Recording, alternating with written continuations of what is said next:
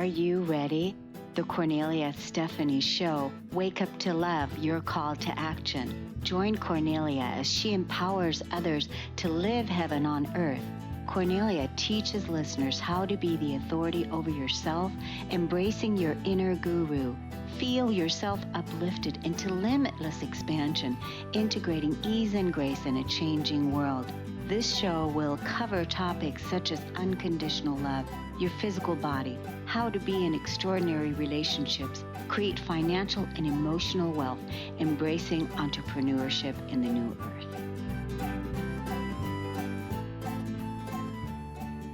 Hey everybody, welcome. It's Friday. Here we are on the Kornelia Stephanie Show, Stories of Hope. I'm so excited because we're going to inspire you today. The fire is going to get started. It's going to get activated and you're going to feel like, wow, that's just what I needed to hear. So in the house I asked him in the green room, I said, so where do you live, Dr. J? And he said, I said, I am not a doctor, but sometimes I play one on TV. But no, I have an associate's degree in therapeutic recreation. I have a dual bachelor's degree in psychology and theater. I have a master's degree in arts and teaching. I was a special ed teacher for many years. I served 2 tours in the military, 4 years in the Army, 4 years in the Air Force. I wrote a children's book that has wonderful reviews on Amazon. And I dabbled a little bit in theater, stage, and television. I was on the set of, Criminal Intent, Sex and the City, a few movies. Wow. I also joined a very successful touring Jewish boy band, and I'm not even Jewish. I married 21 years, have 2 beautiful adopted children. Life is good. But most importantly, so forget all those degrees, forget all the experience, because who cares? Nobody's interested. I have a PhD from the School of Hard Knocks in Life, and that's what brought me to where we are today. Yeah, I was going to say, because one of the things I was looking at, your childhood was anything but a success. Years of drugs, alcohol, and years in special education. Mr. J quit school in the 6th grade, ultimately living on the streets, falling victim to abuse after abuse. After the second gun to his temple, Mr. J vowed to fix himself so he could help fix others. Now, that's why I said to you earlier, you and I have a lot in common. Like, what drugs did you do? It's probably better to ask what drugs I didn't do. That would be a shorter list. Oh my God. Okay, so what drugs didn't you do? Well, first of all, the drugs nowadays are not the drugs of yesteryear, as far as I know. Like, I didn't do, I don't think I did meth. I didn't do meth. I did, geez, I hate to say typical stuff, but I did, I did your pot and Coke and acid and drinking. I went through a phase. Yeah. Yeah. And would you say that, everything that you went through in your childhood, we nailed it before the show. We nailed it. It was at the root core, because one of the things I said to you was, and you said this also in your bio, basically in your words, you said the relationship you have with yourself sets the tone for all other relationships around you. You also said that you see so many people at the root have self-hatred at their core. And would you also say that because of the drug abuse, the homelessness, the gun to the head, and all the different things, at that root was self-hatred? So probably, I think when you're younger, you don't have the words. Certainly self-confusion. When you are raised in an atmosphere where you're marinated in abuse and toxicity, you don't really have a lot of hope. You don't really have a lot of self-love. Absolutely. And then when everywhere you turn, there's more toxicity, such as, okay, my home life was not healthy, so let me go on the streets, and then you're getting robbed, and which sometimes I look back and I almost chuckle, like, why in the world would a homeless person get robbed? Like, what are you robbing? They're homeless, Um, but uh, um, but I guess they were robbing the little food that I got somehow to eat. But yeah, I do believe that the relationship people have with themselves sets the tone and standard for all other relationships around you. I think once you go through the healing process, Cornelia, um, what were once your red flags are now your deal breakers. What were once your red flags are non-negotiables. That's what healing is all about. So it's your relationship you have with yourself sets the tone and the standard for all other relationships around you, because the relationships around us feed us. It's what we focus on. It's like when you watch a skier go downhill and in the snow and they're around a bunch of trees and they're swerving in and out of the trees and you think, oh my God, there's so many trees around. How come they're not hitting a tree? Well, that's because they're not focused on the tree. They're focused on the path. And if we hang around with people that are negative, that's what we're going to focus on. We're going to hit a lot of trees. Yeah, I love that. I also, I resonated to a lot of the things that you had in your childhood and what you were going through. I also had a very toxic upbringing, very challenging childhood, but also it made me into who I am today because coming out of all of that, and then we're able to do this amazing ministry of work that we're doing, which is fantastic. And it feels good, doesn't it? Now, I was relating to your comment about the relationship to the self, and I say this in my community a lot, and that is that the most important relationship that you have is with yourself, and then you bring that beautiful relationship to all the other relationships and how you relate with life and all the other people. If the relationship you have with yourself is beautiful, it's loving, it's kind, it's nurturing, you're going to bring that relationship to all the other ones. You said that as far as on a religious level, we were taught what? Treat others as you'd like to be treated. But when so many people have some self-hatred, I don't want to be treated with how they treat themselves. I want to be treated with my standards.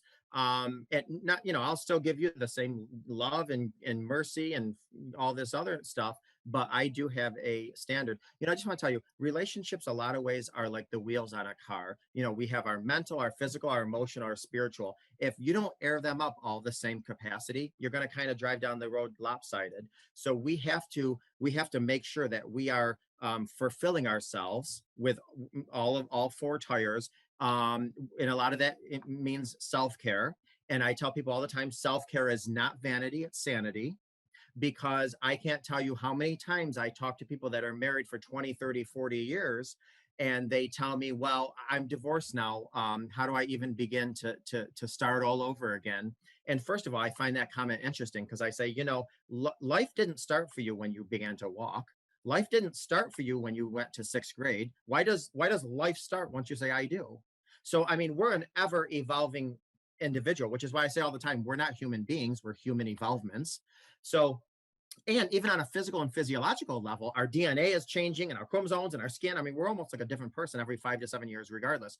So, even within your marriage, and I understand, listen, I've been married 21 years. I got kids, I got a job. I understand you're pulled in 1,000 different directions. But if you do not continually get to know who you are, you're going to lose yourself. And then when something else goes awry, now you're lost because you don't even know who you are.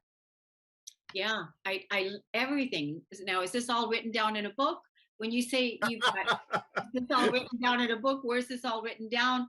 And then, first of all, and then you said you're married for 21 years, you've got kids, and you've got a job. What do you mean you've got kids and you've got a job? So, what are you doing for work right now? Oh, so I'm a betrayal trauma practitioner. That's my full-time job. And I feel bad saying I'm very busy, but I am. And the reason I say I feel bad I'm busy is because I hate the fact that there's so much trauma out there. I hate the fact there's so much betrayal. Nothing. Well, I shouldn't say that. Betrayal trauma is horrendous. Trauma in general is the best title I can say, the best definition of trauma is life altering powerlessness or life changing powerlessness. And when you add betrayal onto that, there's such an intentionality with it. So there's such an intentional life altering powerlessness. It is horrific. So Now, again, I think a lot of the times I'm talking to somebody, the reason I can effectively help them is because there's no substitute for experience, because I did go through that school of hard knocks.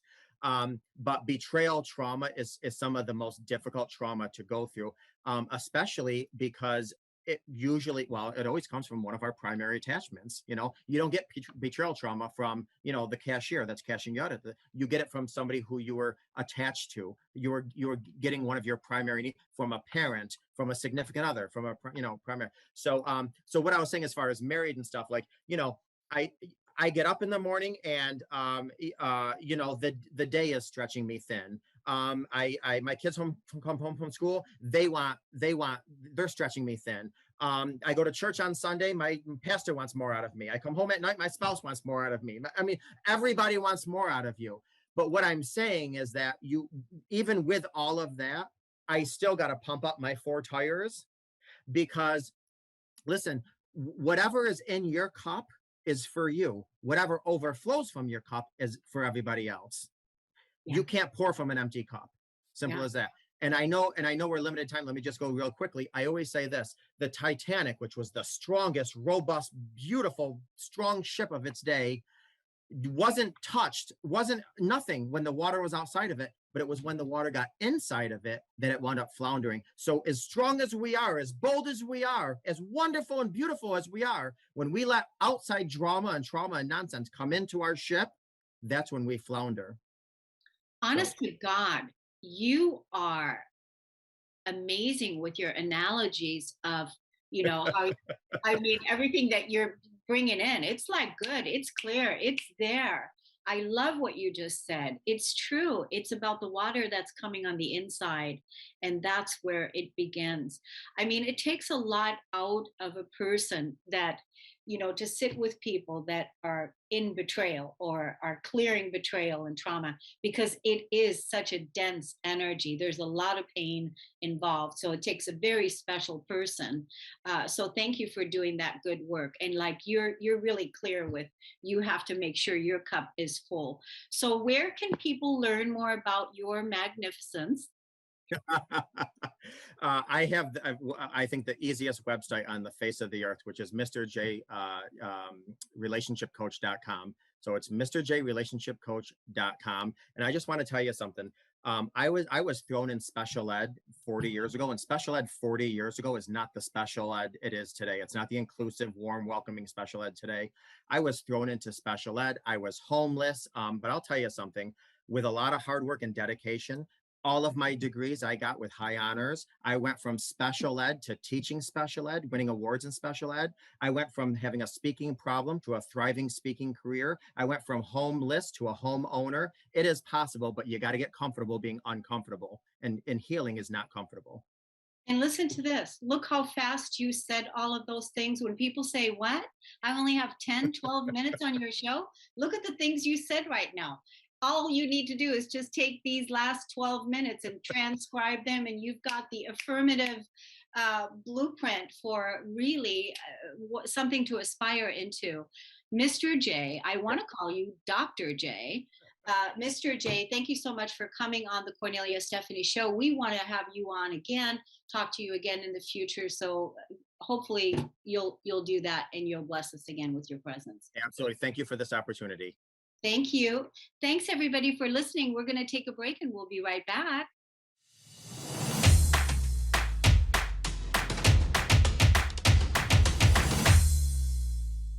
Welcome back, everyone. We're going to switch gears now. We're going to talk about giving birth and what happens to a woman that gives birth that goes into postpartum depression. That's what we're going to talk about right now, because if that is your reality, you don't need to stay here, that there is hope that you can rise above that. Arielle Wozniak shares with us that postpartum depression can be a lonely place and a period in a woman's life.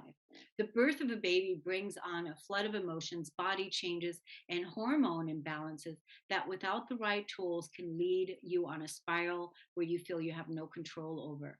Before she shares her story with us now, she's going to tell us a little bit about how that all began. So thank you for coming on the show and sharing this amazing time with us. Absolutely. Thank you so much for having me. I'm really excited to be here. Good. So so what happened? You Yeah. moved to Georgia, you met your husband, and Yeah. So I'll kind of rewind a little bit.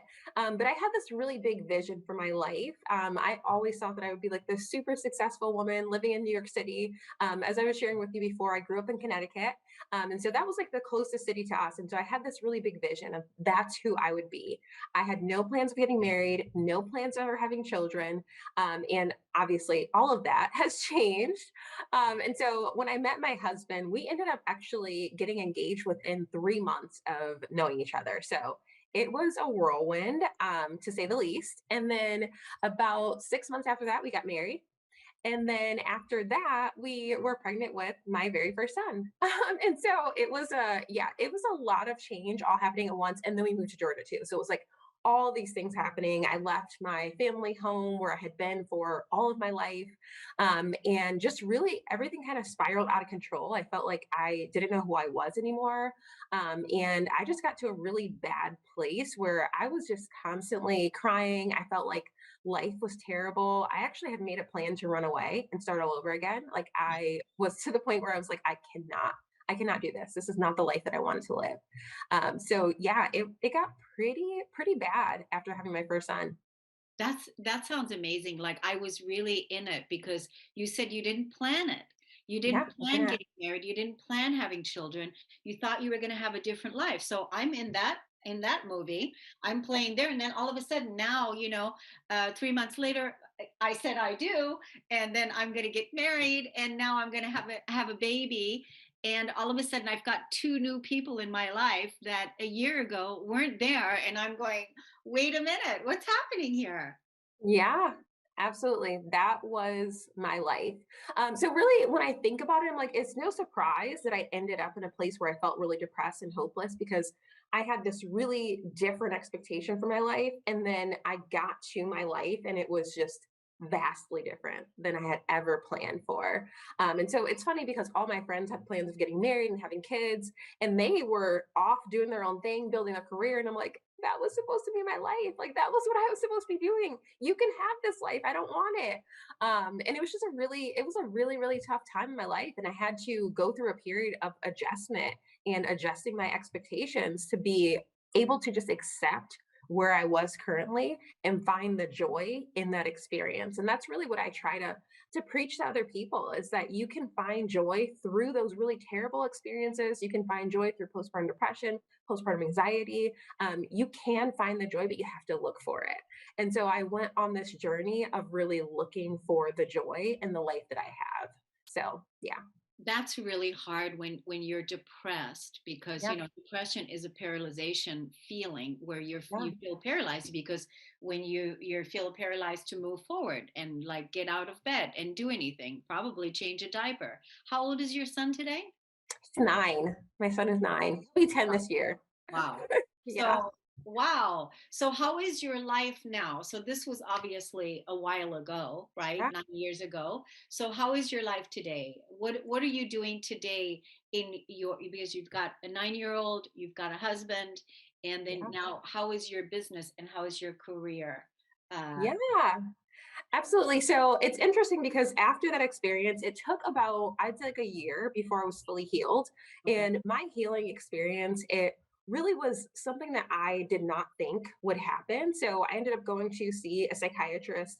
She put me on so many different medications over the course of a year. Nothing ended up working. I felt like I was completely just like zoned out and I just wasn't even present to my life. So it was really hard for me to do anything like you said, getting out of bed or showering, changing a diaper. I was just like, I can't do any of those things right now. I just need to stay alive. That's all I can do. And so we got to pretty much like, I would say maybe 7 or 8 months in, and my psychiatrist sat down with me and she was like, hey, we've tried a lot of things and nothing has really shown improvement. Do you mind if I just pray for you? And I was like, I don't really care, lady. You could do whatever you want to because I am in a place where I'm desperate. And so if you think prayer would work, then you go for it. And so she prayed over me, which was like a very unique experience. It was the first time that I really like released so many of these tears that like I had cried behind closed doors. And it was like, I felt like I could just breathe for a moment. And after that, she invited me to her church. It was a very big church, and I had no desire to go. And so I was like, okay, but like you're just kind of being nice to to get past the moment. And so I went home, and at the time, my mom lived with us as well. And so I told her about this experience and told her that the psychiatrist invited me to church, and she was like, oh, someone that I know invited me to that same church. And so I was like, okay, let's go together. We'll go to this church, but we're going to sit all the way in the back because I don't want anyone to talk to me. And if I want to leave, I just want to leave without anyone interrupting me. And so we did that. We didn't leave. We ended up staying. And the long story short of it is that that has become my home church now. We've been there for the past almost 9 years and have been members and have really gotten involved in the community, got involved with just the people and just allowed them to love on us in those dark times. And then I had another son, did not experience postpartum depression. I always say it was perfect, but like, I mean, obviously there are little things that happen, but like everything went really well. Like there was no anything. I was just like, okay, this is great. This is how it's supposed to be. And then a couple years later, we tried again so that we could have a daughter. Like I always wanted a daughter. And so now I was in the process of like trying for my third, and I became obsessed with the idea of getting pregnant. I had joined a bunch of trying to conceive groups and like doing the temperature and like all these things to like make it perfect conditions. And that obsession turned into anxiety. And throughout the entire process of being pregnant, of labor, of delivery, it was just anxiety ridden. And so I actually had my very first panic attack while I was in labor, and I thought I was dying. And so it was a miserable experience. And then after her birth, I went on to have about 2 to 3 panic attacks every day for the first week of her life. And I remember sitting on the side of my bed, and I just said, if this is life, then I don't want to live it. Like, this is not a desirable thing at all. And so I went through the process again of finding a psychiatrist and going through therapy and all these things. And I really felt like God reminded me in that moment, like, okay, what about the first time? What happened the first time? Why don't you try that again? And so I got back involved with like my small group family and really relied heavily on that community. And through that experience, I felt like God was telling me that I need to provide that for other people who are going through what I went through. And so I actually started a nonprofit. It's called Defeat PPD.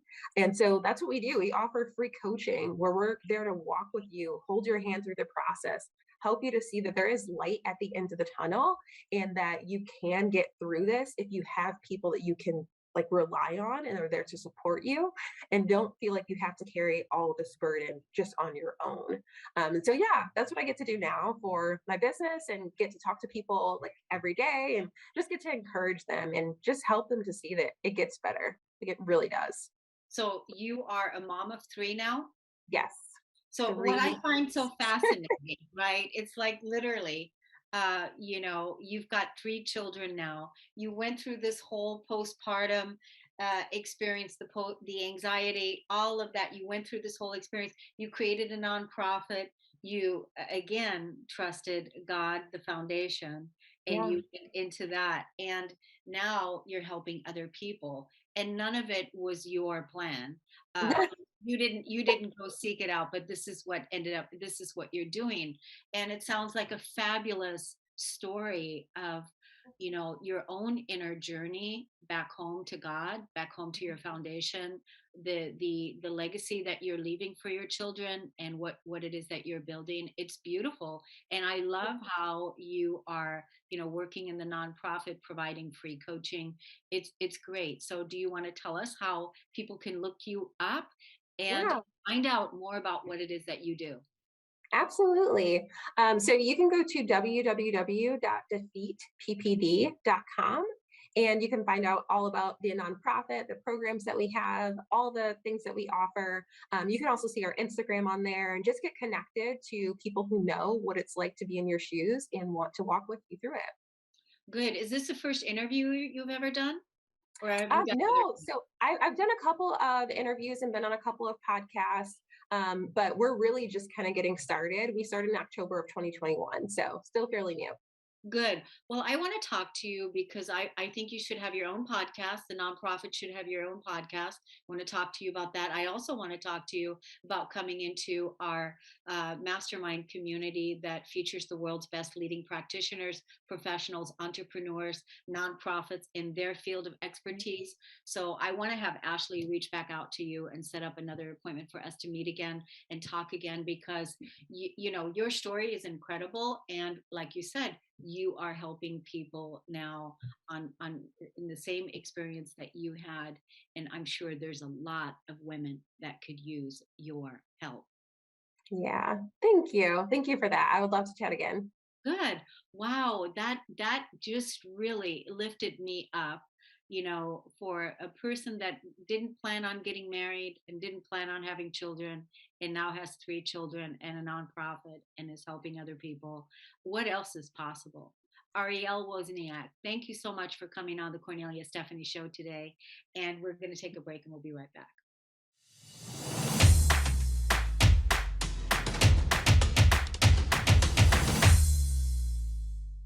Welcome back to the Cornelia Stephanie show, everyone. Listen to this. This is going to blow your mind. This is currently being written by my guest, Fred Rutman, and he's currently writing the medical trauma memoir. This summer, I died 20 times. Welcome to the show today. Thank you. Thank you Yeah. for having me on.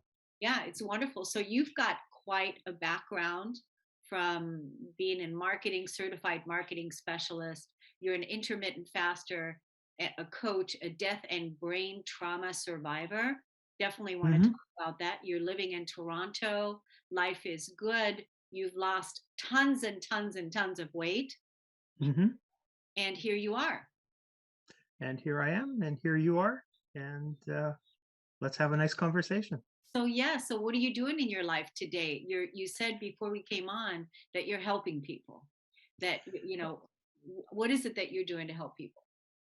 Well, having gone through all this trauma, I try to give people a model that no matter how horrific your life is, there can be a silver lining. And I found tools to do that.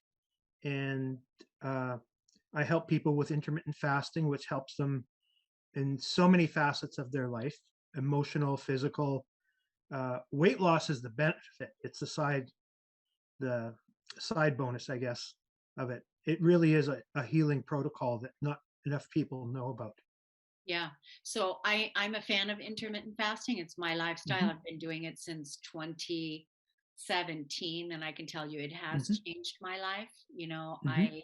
so I can relate to that. I think it's important what you're doing because, you know, just in America alone, the obesity Mhm. rate is, you should be so busy. There should be so many people coming. You should be helping so many clients because so many people need to know about that lifestyle, right? The intermittent fasting lifestyle and what it really can do to repair Mhm. the damage that's been done, right? Yes. And you being a naturally very empathetic person, I bet you when you started fasting, you became even more supercharged, empathetic, energy absorbing. Yes. Yeah. That's good. How did you know I was naturally empathetic? I read your bio. Oh, okay, good. That's good. Well, I thought maybe you were psychic, super psychic, maybe fasting. You know, I'm sure that also has a lot to do with it. You know, because we're not weighed down by the toxins so much when we're Mhm. giving the body time to rest and time to repair and time to recharge. So it's a wonderful practice. Now, fasting for men is a little bit different than fasting for women. You think? Yeah, I do, especially for, you know, women that are, you know, in menopause per se, that, Mhm. you know, there's different hormones that women are responding to, that what we need.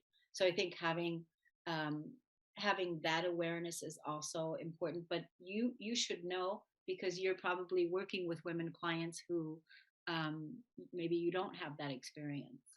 Yeah. First, I guess we should do a standard medical disclaimer. We're not doctors. We're just Yeah, really good people.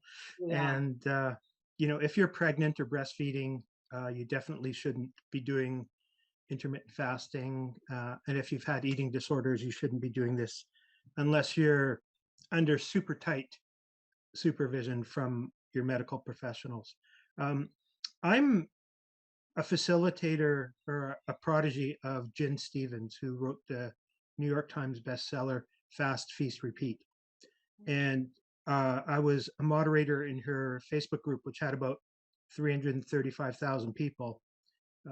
Probably 96% of them were women, Oh, and from every age group, 20 plus to 85.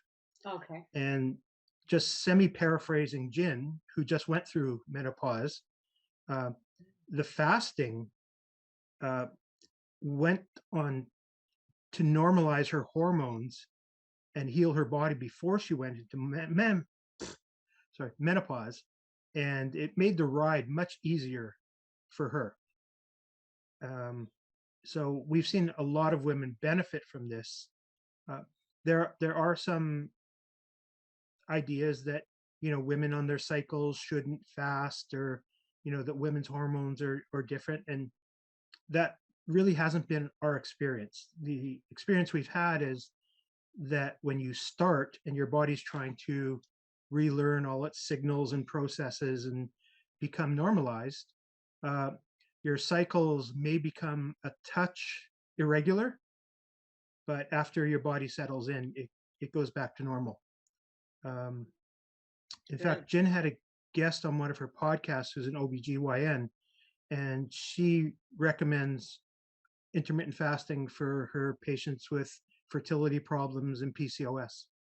Oh yeah, that's that. Because I'm definitely a person of the PCOS.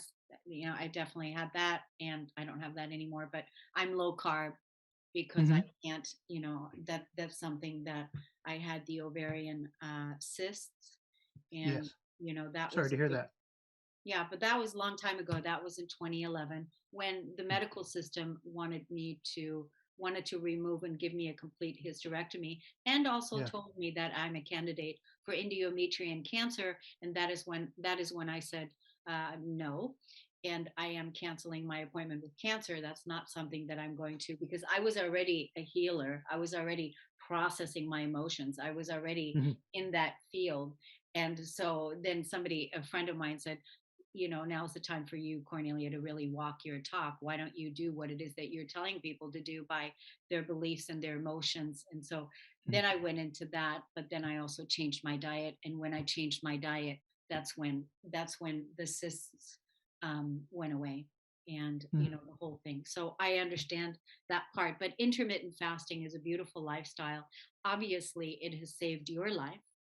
Mhm. So, and are you working with people currently? Is that what you're doing currently? Working with one-on-one clients, or what is it? How are you working with people today? I'm working a little bit one-on-one. I'm doing some group talks, and mostly I'm putting my attention towards talking to people like you on podcasts and tidying up my book. Um, the summer I died 20 times, because that's what happened to me. So people have a real hard time believing that. I have a hard time believing that. Yeah. Doctors have a hard time believing it. Yeah. So can you, in just a short amount of time that we have left, just like in 2 to 3 sentences, take us to that moment, that summer that you died 20 times? Can you take us to that? It was the summer of 2009. I have a condition we now know is called a severe heart block, and that's the electrical system in your heart dies. And, it stops sending signals to tell your atria and ventricle to pump, and your blood pressure goes to zero. You have no blood in your brain, no oxygen in your brain, and you're clinically dead. And they have no idea why this happened to me. It usually happens to people in their 70s, primarily men. And they have no idea why all these times my heart started up on its own. Wow, it did? Yeah, that's why I'm here. Wow. I didn't expect that. I thought maybe they did something and then No, it's all me. I did it. yeah, it's all you. Well, you were meant to be here Mhm. for sure, because obviously you were meant to tell this story and then help as many people that are called to work with you to also realize that they can heal too. Yeah. Your mindset is your greatest superpower.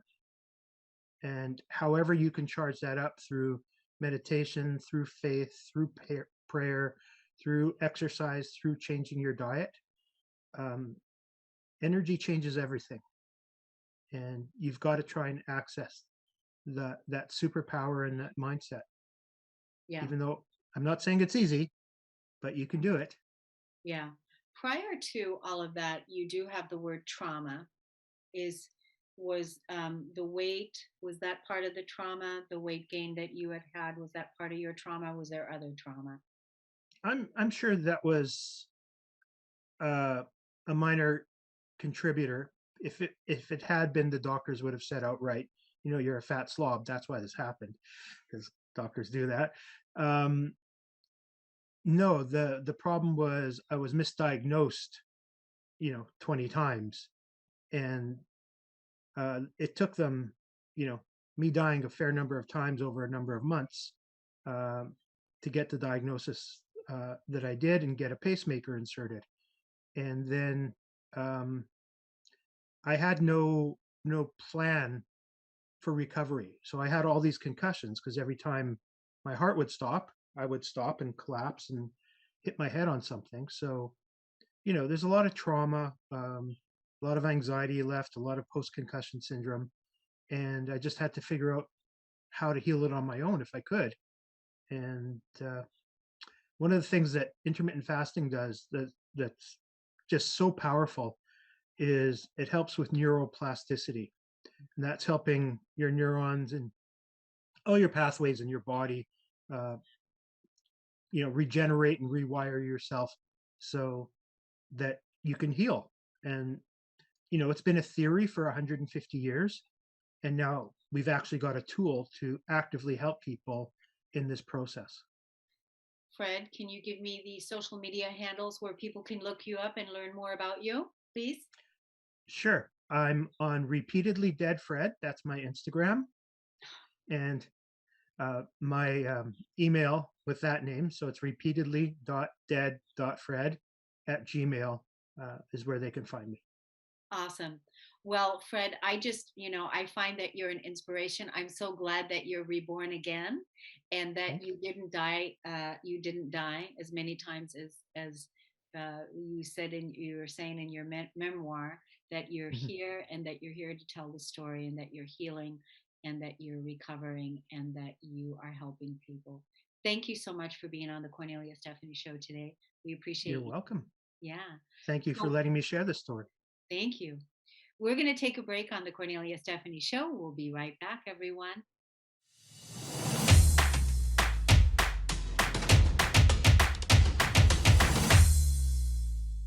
Hello, everyone. Welcome again to the Kornelia Stephanie show. What a great show we have today. My next guest is Eileen McDonald. She's a fearless, intuitive breakthrough and performance coach. She also has a podcast. She holds nothing back and loves to work with clients who are ready to play full out. Her mission is to change the legacy of scarcity in every area that touches our lives and move it into prosperity. Hi, Eileen. Welcome to the show. Thank you so much, Cornelia. I'm super excited to be here.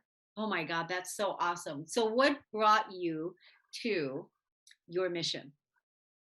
Oh, wow. So that is such a huge question. And I love that question. And so, my mission really in life is to empower people to understand that they have a choice and that they are not the definition of the people who raised them, the people who are in communities with them. They get to identify exactly who they are at all times, so that they don't have to live edited. So as a kid growing up, I was abused by my mom. She had a difficult time with drinking, and when she drank, it got violent.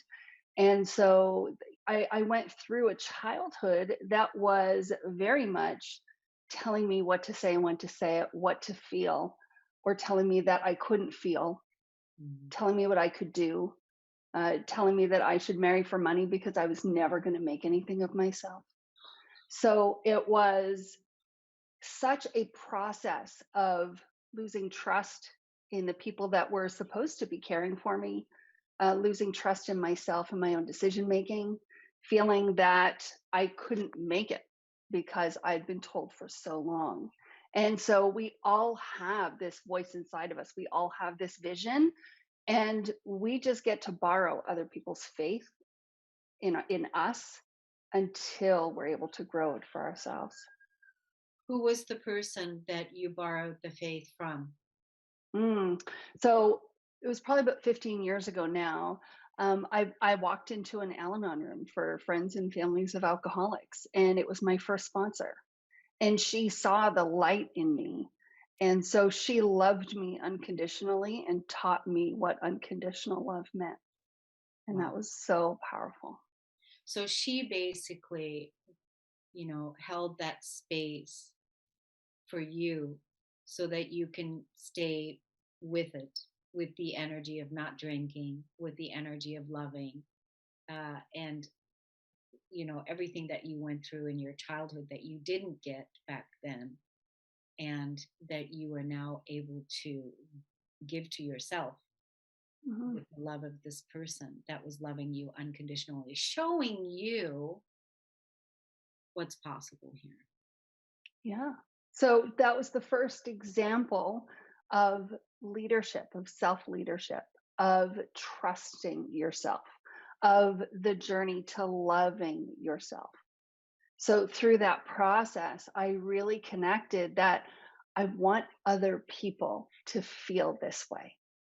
I want other people to know what I know, to practice in their own way, right? Because nobody else can create in our experience. So to really create in their own way what that means and looks like for them so they could live their most out loud, unedited life. Let's right away send people to your social media where people can look you up, because one of the things that you talked about is that you're helping people live out loud, fully out loud, Mhm. uncensored, unfiltered. They're getting permission to be all of who they are. You're helping them do that, and you're also helping them to transcend that scarcity mindset and move into prosperity. Is that right? Absolutely. Absolutely. So they could reach me on Facebook or LinkedIn, Eileen MacDonell, and I look pretty much like this. It's the same profile picture. You can't miss me. And you can also go to my website, eileenmacdonell.com/unedited. Yeah. And do you also have a podcast, right? Yeah, it's coming up. It's called the Unedited Show. It's going to be launching at the end of May, and I'm super excited for that. It's going to be a show that's going to be all about inspirational stories of how people live unedited. That's so great. Now, so it's just launching, you're just beginning, right? Hmm. So, podcasting is such a fabulous resource, such a fabulous tool, way for us the creators to continuously share our wisdom and our insight with our audience on a global scale. Podcasting changed my life when I started back in 2017, and I've never looked back. It was a huge commitment at the time to make the commitment to continuously show up, because you have to show up. Right. And so I that there was no more hiding after that. No more hiding. We have to keep showing up. So congratulations. Absolutely.